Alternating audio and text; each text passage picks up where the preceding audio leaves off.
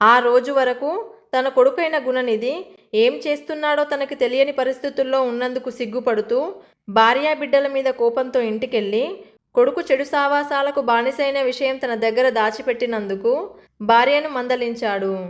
ఇంతలో జరిగిన విషయాన్ని తెలుసుకున్న గుణనిధి ఇంటికి వెళ్ళే సాహసం చేయలేకపోయాడు. ఇక తన స్నేహితులెవరూ కూడా తనకి తలదాచుకోవడానికి సహకరించలేదు. దాంతో పక్కనే ఉన్న గౌతమి నది దాటి మరో ఊరు చేరుకున్నాడు. ఇక ఆ రోజు మహాశివరాత్రి కావడంతో ఊరి చివరన ఉన్న శివాలయంలో భక్తులు నైవేద్యాలు సమర్పించి తమ శక్తి కొలది జాగారాలు చేసి మెల్లిగా నిద్రలోకి జారుకున్నారు.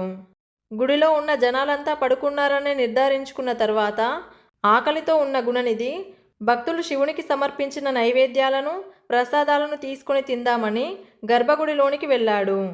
అయితే అప్పటికే గర్భగుడిలోని